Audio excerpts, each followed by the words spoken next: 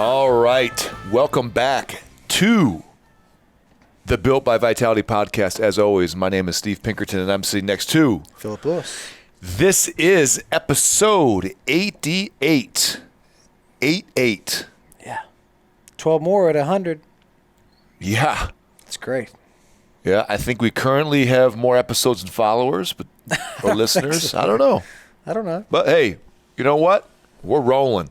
On today's episode, we're talking about why it's okay to be selfish. Yeah, I love it. You know, Phil and I have these meetings and we talk about what our topic is going to be, and I'm going to shoot you straight.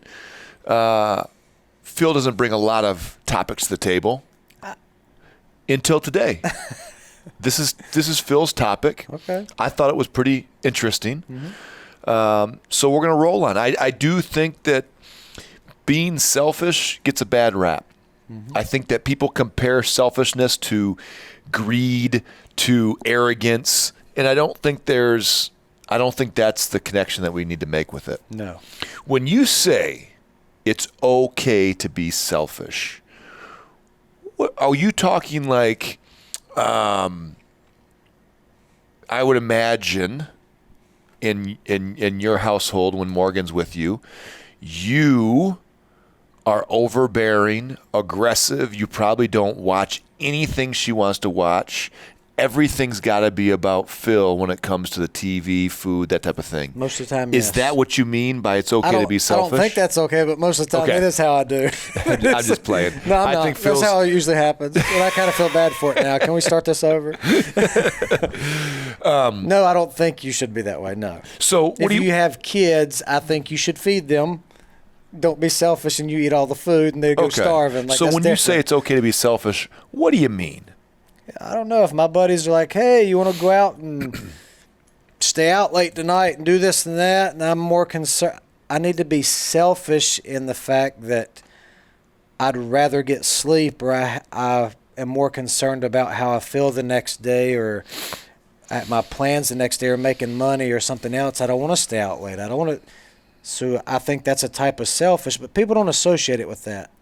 Yeah, what do they associate it with? They associate it with, I don't know, people get the rap of, if somebody typically says, oh, you're being selfish, most of the time they're saying that because you didn't do something they wanted to do or something they think you should do, so you're the selfish one. But in reality, it's almost like they're the selfish ones because they're making that statement. I think we'll look at this from a couple different perspectives. First, we'll talk about personal life, because since you brought up going out with your friends and you not wanting to, this is something that for me has always been kind of an issue, because when I was competing, I did nothing outside of anything that was going to benefit my training or my ability to compete at a higher level. I was doing it. Anything against it, it was not even a question. But I'll go back to that and say that that was both good and bad. Mm-hmm. There were good parts of that because I had a goal. I wanted to go to the games, and for 5 years I chased that goal, and I truly did. If it didn't put me closer to that goal, I didn't do it. I didn't question it. It was just a hard no. But the bad part of that was I was selfish in the fact that I did put myself in front of anything else with my kids, with Jess. Yeah. When it came time to traveling to go home, you should have seen me when I came time to travel. Ugh. I was like a doggone 2-year-old kid traveling, infant. I had all my meals. I took all my food with me. I remember going somewhere. We went to Belize. Jess and I went to Belize, and I packed frozen meat. Like I packed grass-fed beef. Yeah. To take with me. You don't know what you can get in Belize? Because I didn't think I'd have enough food. Yeah. So I remember getting through customs. Going through customs, and I had maybe 5 pounds of it, maybe 6 pounds of it frozen when I left. When I got there, you know what happens when things thaw out? Yeah. It bleeds. Yeah. I open up my cooler and I checked the bag, Oh my gosh. Open my cooler and there's like blood in there. Everywhere. And I remember saying to Jess, I'm like, there's no way we're making it through customs with this. There's no way. No. And I'm starting to like get When really Belize, upset. I think it's organs or something. Yeah, 100%. There's no way. Yeah, selling organs overseas. Red blood dripping all over my the place. gosh. So I remember we got there, and there was one of these locals that came up, and you know how they always try and take your bags? Mm-hmm. And I remember I told him, I said, hey, here's take this $20 if you get me through, and if this meat makes it to your car, $20, bro. He said, I all good. We got out there, meat was still there. Okay, that's good. And I paid him $20, the best $20 I ever spent in my Good. life. But that I took things too far at that point. And I think that is where you can become, that selfish becomes a bad thing. Mm-hmm. You can put yourself in front of other people as if it's benefiting everybody. And what I mean by that is, if you think about mental health, I think mental health is something now in the last 12 to 18 months has gotten pretty big. And like people are starting to understand the consequences of not being able to focus on ourselves. And why do I think mental health in some of these cases is becoming such an issue? Because everyone is running themselves ragged trying to please everybody. And nobody's saying, hey, wait a second. Let me worry about myself for a second. Yeah. I just need some time. I just need some time to me. And they're getting pulled in all these different directions. And that's where I think you have to start to be selfish. You have to say to somebody, hey, look, man, no, I'm not doing it. I'm not going here. I'm not signing my kid up for this because I don't have the time. And that's another thing that happens. We are so afraid of being selfish. We let our kids do whatever they want. They sign up for all these different things. Well, guess what? Guess who's got to take these You kids got to everywhere? pick them up. You got, You know, you're everywhere. Screwed. And so I think that's where when you say no to things, that's what I mean by that decision is now going to benefit more than just you. Yeah. Yes, do I not have to take my kid to a practice 3 nights a week? Sure. But is my kid now going to have time to study, going to have time to sleep right, going to have time to eat dinner with us as a family? It benefits more people. But, like you said, on the flip side of that, people don't look at it that way. They don't dig deep. They're like, God, Steve's selfish. Why does he... They didn't let Reagan play whatever. 13 sports? Like, Yeah. what is going on? Yeah. Yeah. What a terrible parent, you know? It's like me, if me and Morgan are working around different, like if I get off a couple hours before her, vice versa, whatever it is, it's got to a point where I'll just eat without her. I'm going to eat without her because if I wait and then I wait around on her, by the time we eat, it's too late. I'm like road raging. You're in a bad mood. I'm trying to flip things over. And if I'm in a bad mood, it puts her in some type of mood, and it's just not a good vibe. Yeah. So I'll just eat without her. She understands. Yep. I'd rather Philip be a nice person with a full belly. I'll eat whenever I get done, and it benefits her. But other people are like, man, you eat without her? I'm like, yeah, or I'll kill some. Like I'll And I freak think out. I think that that's the healthy way to look at it when you think about relationships, whether it's with your kids or with your significant other, or spouse, whatever. Too many times, we're like, someone will look at that and say, "Man, how selfish is Phil? He's eating without Morgan." Yeah.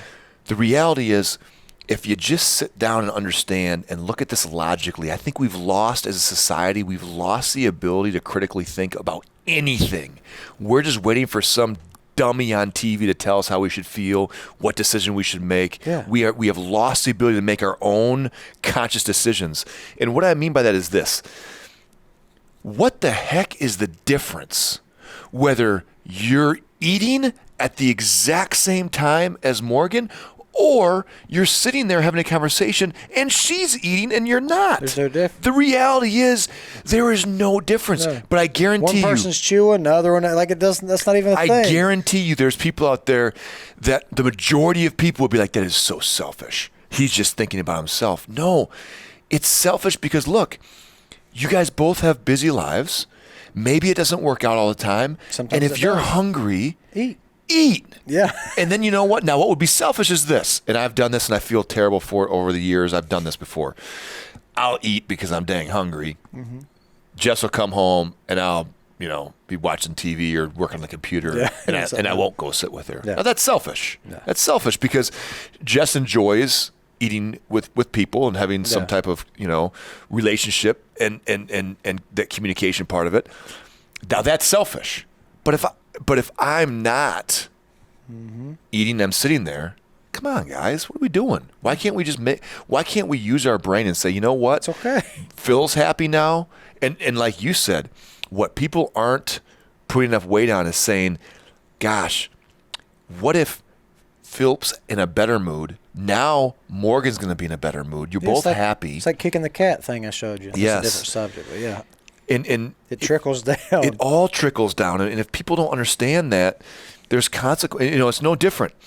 I try to teach this to Reagan all the time. I'm trying to get Reagan to understand that she has to be better at reading people's emotions, reading people's state of mind, and being able to think a little bit more critically before she opens her mouth. Because when Mama Bear is in a bad mood, and then Reagan decides she wants to poke Mama Bear, it's never going to end up. And here's why it's not going to end up very well for her. Because I'm actually very calm. You'd be surprised. I'm actually a very calm parent when it comes to when things go sideways at the house. I'm usually kind of the logical, kind of quiet. I'm just observing until we go to jiu-jitsu and then you let it out on me. Yeah. I understand completely. Until I decide that everyone's lost their mind, and then I lose my mind too. Yeah. And then I go from 0 to 100. You see if it's going to go chaotic, and you're like, okay, we're in this thing, let's go. And I'm mad at everybody. I'm not just I'm not mad at Reagan. I'm not just mad. I'm mad at Jess. I'm mad at Reagan. Charlie's upstairs. I'm mad at her. Yeah. And what my point is this. I said, Reagan, you have to understand that when Mom's in a bad mood or you're pushing buttons and Mom reacts, I'm gonna stay calm for about 90 seconds, and if I still hear you poking, then I'm gonna flip. I can only control I'm working on it, Phil. Yeah. I'm way better than I used to be, but I will not tolerate like this. I don't like repeating myself.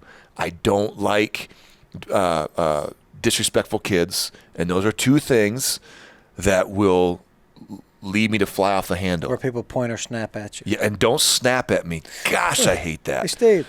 Yeah. Hey, what the crap is that? But and I think that I tell Reagan, I said, man, read the context clues here, buddy. Yeah. Mom came in from a long day. Just give her like 10 seconds before you start poking at her. Because you know what's going to happen. Every time I get mad, you can see it coming. Like, you know what's going to happen, and you just keep going. If I walk by your office and your skin's really tight, and I can see more of a jawline than typically, I just don't come in. I just keep walking by and pretend I wasn't trying to come in there and talk to you. Just got to learn to read people. And I think that's such an undervalued skill. But, that just goes to everyone should just think in their own families and relationships. If someone makes a decision that they think is going to be better for the family, then you need to be able to look back and take a step back and say, okay, you know what? I get where he's coming from or she's coming from. I'm on board. Even though it might not seem on the surface as like, man, I don't get that. Well, just think about it for a second, you know? So, yeah, I think that the mental health part, to come back to that, if we all just took a little bit more time and didn't do things we didn't want to do, we talked about that in numerous podcasts. Mm-hmm. Stop doing stuff you're not excited about. Yeah. Stop. What I tell you that one time? If somebody asks you something and you have to think about it. If it's not a hell yes, it's a no. It's probably no. It's just it's don't do it. No. Yeah. The answer is no. Yeah. If you think about it, it's probably no. You're either excited about it or it's a hard pass. Yeah. And here's the thing. So many people say yes to things because they're afraid to tell someone that they don't want to do it. That person's going to think they're selfish or they're whatever. Exactly. And I think the older people get, the more they realize they don't really care if people think they're selfish or not. It's more of when you're a little younger. Yeah. But after you experience more things, you get older and you realize you're like, man, screw that. I'll But it's take too late. that. It's too late at that time. That's You know, what I'm saying, you've lost You like should know that before. 8 to 12 years of your life just constantly Fighting it. worried about, oh, I wonder what they think about me. I wonder if they think I'm selfish. I wonder if they think, no, man, stop. Yeah. You know, and I think we do it to ourselves as parents because we let our kids run our life. We let our kids, I found myself having a debate with my 8-year-old, as I normally find myself doing. And Reagan's involved in lacrosse, and she's involved in volleyball. And when I get home at night, like I said, I'm constantly outside, either chasing lacrosse balls or getting volleyballs tattooed in my forehead by my oldest. And Charlie's now at that age where she's kind of like a little jealous at times because she doesn't have anything that Dad comes out and plays with her with. So she says, "Well, Dad, I want to do cheer." And listen, this is not. I have nothing against if you're in cheer, cool. If you had a great experience with cheer, awesome. It's just not. I am not going to do it. I refuse. Do what? I'm not going to allow my child to do cheer for a couple reasons. Here's why. And do I think Charlie'd love it? Probably she'd love it. But here's the problem with this. Let's say she starts at a local cheer company and at cheer school, and I think cheer is amazing for people's athletic ability, their hand-eye coordination, their strength. You seen them competitions where they toss the people and they stack pyramids and They're all incredible. that stuff? But here's also what I've learned. I am not willing to travel 2, 3, Florida. 4, 5 hours, multiple states away, and do that for 40 seconds worth of a cheer or of a routine. I just don't want to do that. And is that selfish? You could say so, but I'm looking at this from a couple different things. I'm looking at this saying, man, I don't want that time to be spent traveling around, dealing with, here, and Oh, that one's probably bad. It's probably like pageants. Almost. Here's the other thing. Yeah. You want to talk about craziness? Oh, it'd be crazy. Cheer parents. Oh yeah. All right. It's madness. I can't. Be pretty vocal. I'm sure. I can't do it. Yeah. I refuse to do it. I can barely handle the volleyball and lacrosse people. Because what's going to happen is if you go do that, say Charlie's group or whatever, they don't win. You drove 3 hours away. You didn't enjoy it. You were watching all these crazy parents. It's going to be a pretty bad time as a family in general. It's going to affect other people all the way around. So I look at that, and that's a tough one because people are so willing to do whatever their kid wants.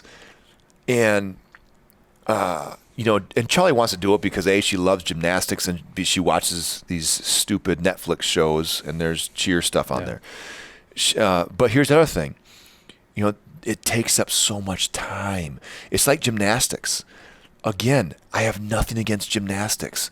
But what happens, the better you get. And I'd be more for that than cheering. Well, here's the problem with that. She could go to like you can go. There's not like cheering in Olympics and stuff, is there? No. But there's like the people do the floor routines, the beams. Like she could do more with it, I think. The odds of going to the Olympics as a gymnastic. You just do more. Yeah, but here's the problem. Here's the problem. When you see people like that are on TV that are doing that stuff or going to college for it, they're spending, and again, I am no expert, so someone can correct me, but they're spending somewhere along the lines of 15 plus hours a week at that cheer school, or at the gymnastics place, right? Yeah. And that just becomes too much. So Jess's argument to this is, well, we'll just keep her in a local thing. Well, I know Charlie. I know her very well. Friends, probably. She's gonna make friends with people there.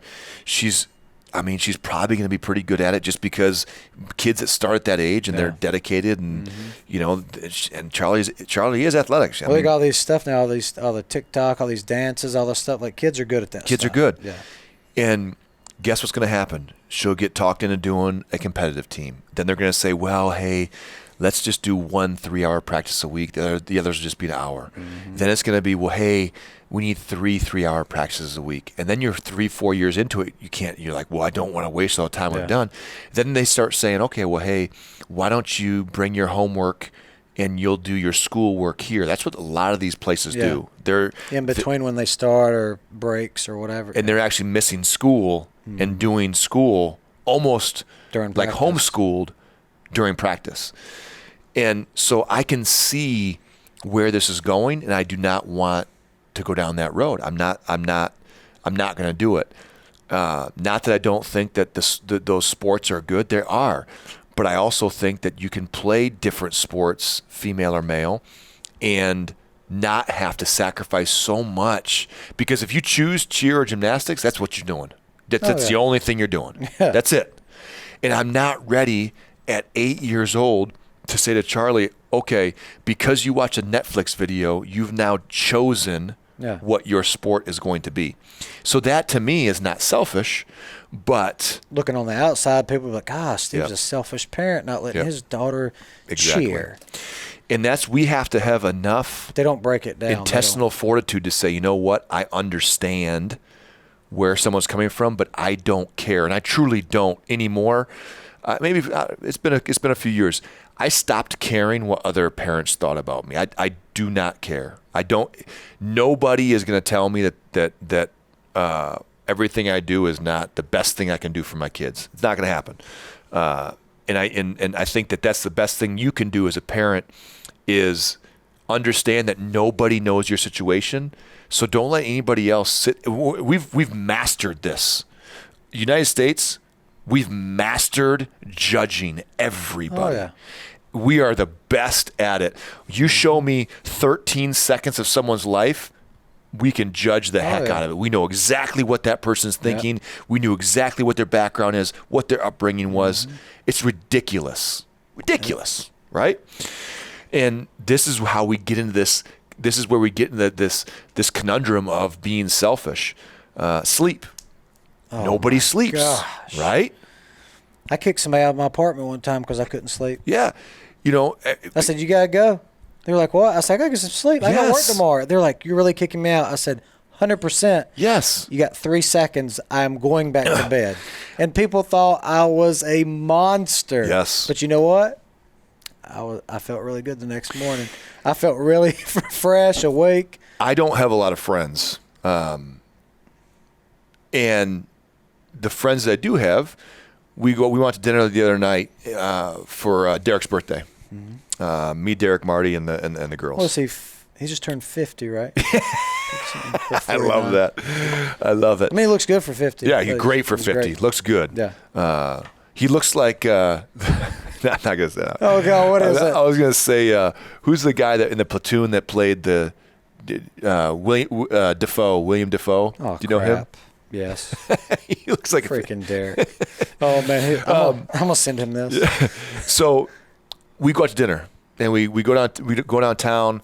Really nice place. I've never been there, and we're coming back. And I love being the DD, letting everybody kind of have fun, and not like anybody was getting wasted, Hammered. but they were having fun. They had some wine, a couple drinks, and I really enjoy being able to.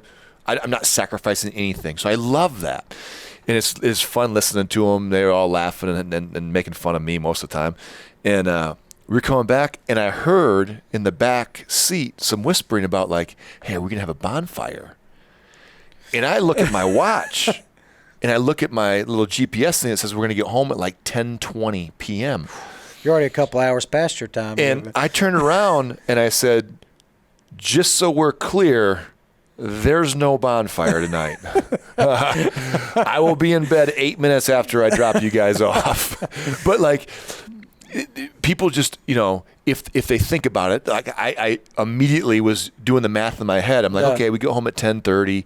Bonfire. I start a bonfire. 3. I start a bonfire. By the time it's 11, it's going. Have a couple drinks. It's 12:30 before anybody thinks about leaving. Yeah. By the time we clean up, it's after 1. Yeah. There's 0% chance. It would take me 3 weeks to recover from that. But when I said that, everyone. You know why? You got to build up a tolerance to it. Oh, do it. I'll give you tolerance. But, but you're so selfish with that. We could have had a bonfire. I told Jess when I got home, I said, hey, you can't. Because she's like, Jess. She's like, oh, yeah, let's do it. Oh. I'm like, listen, Listen here, woman. Sleep. You better recognize who you married, kid. Yeah. Time to go to We sleep. got 18 years coming up. Oh. Next week, 18 Really? years. Can you imagine putting up with me for 18 years? Terrible. Poor Jess. But, so that's when I talk about that, I think you've got to be selfish when it comes to sleep. But that affected everybody else too, whether they realize it or not. Unless they went out and partied and did something else, they probably all went straight home, settled in, went to bed, and they felt much better the next day and they were good. Yep. As opposed to they had the bonfire, stayed up way late, drank Yep. even more, and felt like semi-crap the next Yep. day, whatever. So even you being selfish helped everybody else. And really. I completely agree. That's a good point. And this helps with burnout. Burnout is real in work, in any area of your life. You can burn out. And one thing that I've been a big proponent of is when you leave work, and I'm saying this, I run Vitality, and I would still tell all my people to do this. Turn your notifications off. Stop. No more. There's a lot of times, and I've said this before, I'll email something to Laura, and instead of sending it to Laura, I'll send it to myself and say, for LB, send Monday morning. And I'll just do that and email myself over and over again things I want to do instead of email it to her, because I know how she is. I know how Laura is. I know that she'll be probably laying in bed, getting ready to go to sleep, and then she'll get up And do it. get into her computer and do it, and do what I asked. Yeah. And I don't want her to do that. And I don't expect anybody here to do that. And that's what we have to do, because the last thing we need is this stupid phone vibrating. And I get on Jess because her and Reagan refuse to turn these stupid notifications off. Okay. And every time Selfish, you didn't respond to my text after 8. Yeah. Selfish. Every time this thing goes off, what do people do? Stop what they're doing and look at it. Like there's some earth-shattering thing that's going to happen, So I think that is one way that if you don't disconnect, if you don't give yourself a break and say, you know what, at 5 o'clock or whenever it is you leave, you get the ride home to decompress and you're done. Work doesn't start until the next morning. The worst thing is you don't respond to somebody or whatever, and they're like, you were ignoring me yesterday afternoon. I'm like, yes and no. Yeah. Like, what do you mean? I'm like, I seen it. I just figured I'd respond today. Yeah. I just called for it. I wasn't ignoring you. I seen it, but just nobody wants to have that said to them or said you're selfish, you're ignoring somebody. Texting is one of the worst things that's ever come about because it gives people instant access to everyone. And you can access someone 24/7, 365, and your expectation is they should answer, which is ridiculous. No, they shouldn't. You know what I mean? Just because I know where you live doesn't mean I should come over there all the time. Yeah, there's a reason why I put the driveway so long and so far back. I don't want people. So you can see who's coming and take them out before they get there. I don't want someone wandering up because I want to stop. No, just for the heck of it. No, I work all day long, 6 days a week. I'm at this gym. I love it. But when I'm at the house, I'm at the house, man. Yeah, I'm at the house. I'm not, and that's where. Again, I come back to there's got to be an end point to your day, because if you don't, you're constantly working. And then you're going to start resenting it. You're going to start resenting the people that you work for, you work with. Your job, I would say that the majority of people, they give and give and give and give and very little take. They're afraid to take. And by take, I mean do something for themselves. Like, you know what? Hey, I'm out. I'm going to take the day and whatever.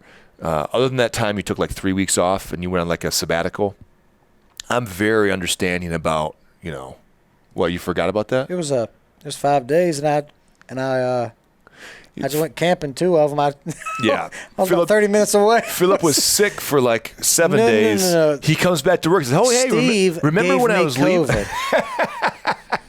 He's what is it? You're a carrier. I was the and you gave host. It to me. Yes.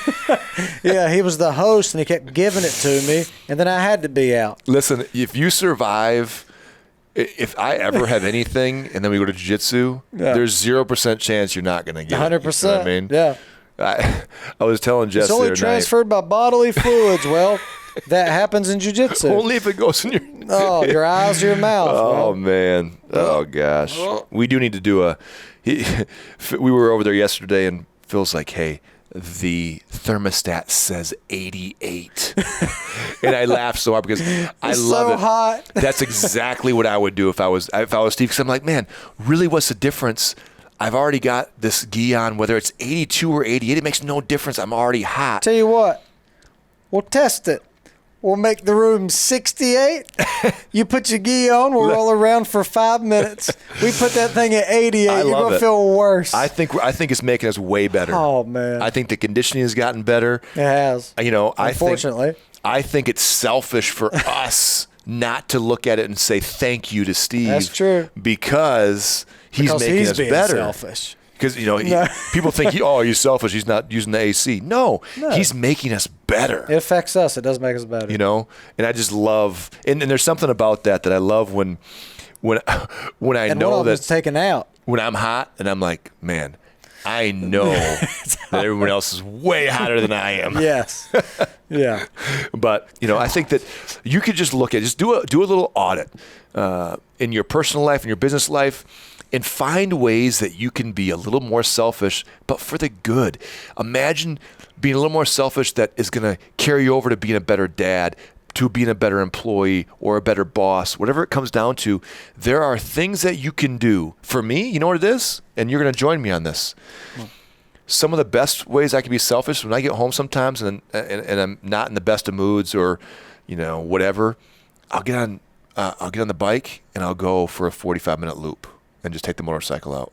And I'm telling you, there is no chance clear your mind that you don't get on that thing and you're just smiling for a little bit. I mean, to me, that's just like, hey, that's my selfish side. I come home and I'm in a way better mood.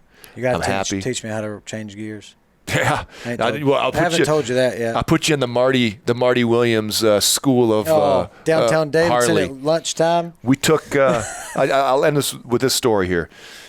Marty calls me one day. He says, "Hey man, listen, I got this bike over here. I bought a new bike. I got this bike. It's just sitting here. I'll come over. Let me teach you how to ride it." I said, "Man, okay." He said, "It's so much fun. We can just ride. We'll ride at times when no one's out. We can go take the girls to the lake, stop at some of those bars up there and have some fun." I said, "Man, that sounds good." I get over to his house. It's like 11:30 on a Saturday. Mm-hmm. He says, "All right, take this motorcycle, take the dirt bike out, and you'll kind of get a feel for how you change gears and that type of thing." How'd you do on the dirt bike? I had a dirt bike growing up, so I was pretty comfortable with it.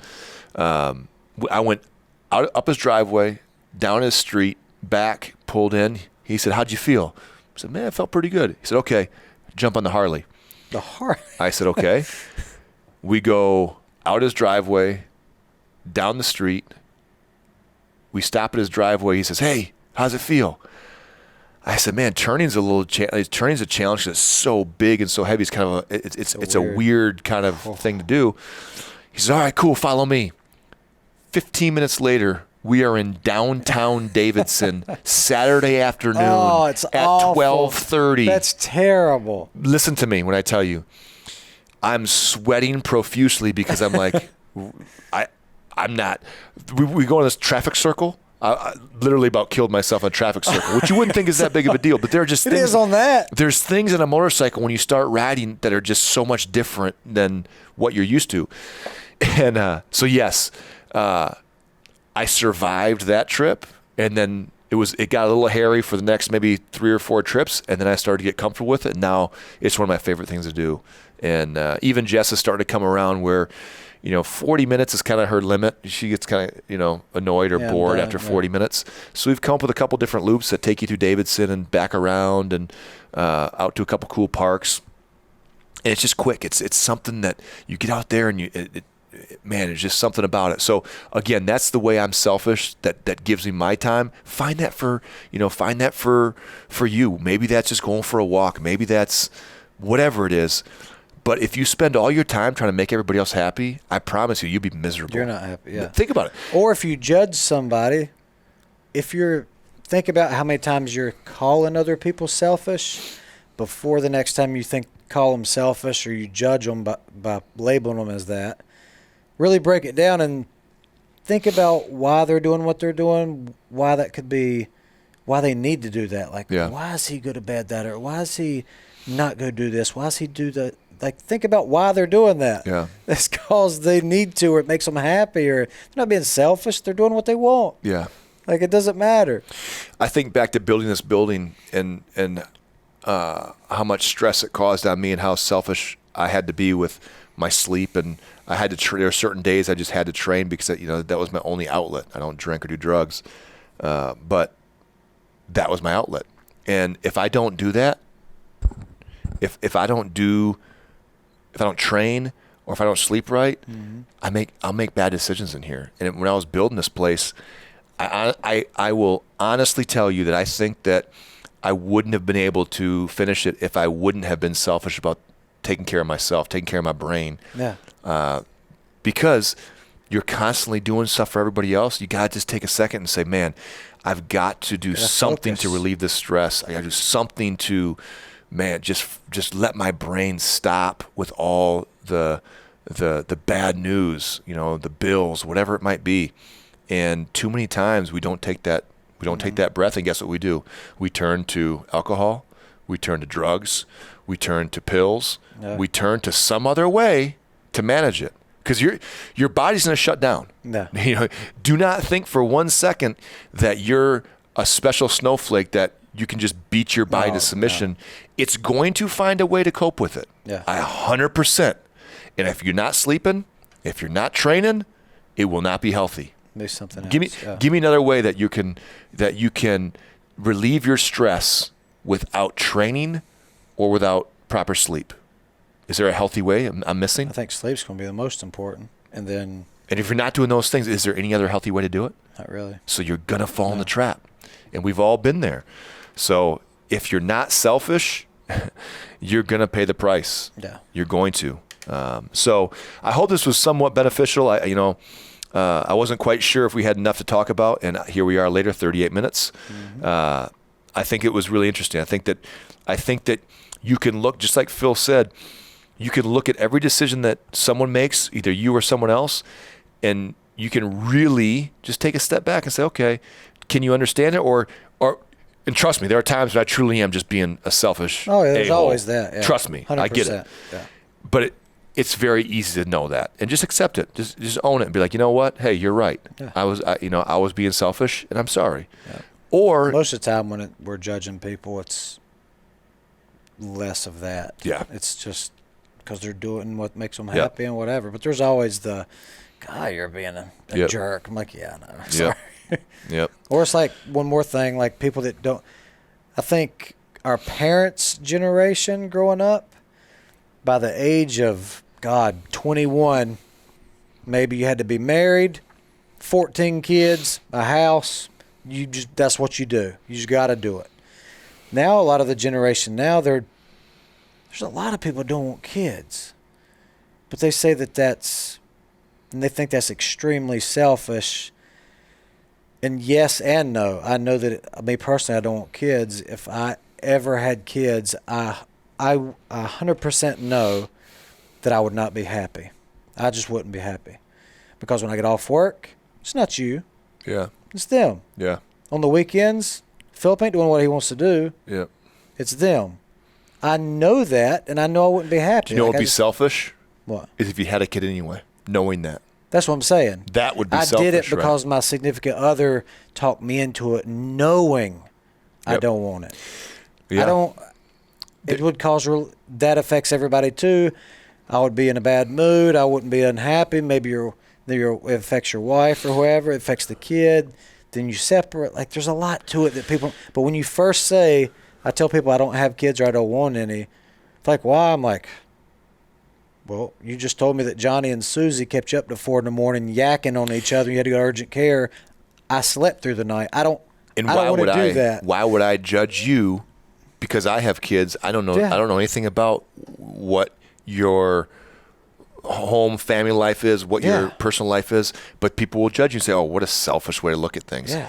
Don't you want to keep your name going? Yeah. No, I'm good. I'm okay. We're not the Vikings. I'm okay. Another way to look at this when you talk about the parents' generation, I think about my mom. The ultimate definition of unselfishness is like that stay-at-home mom from the 80s and 90s. Yeah.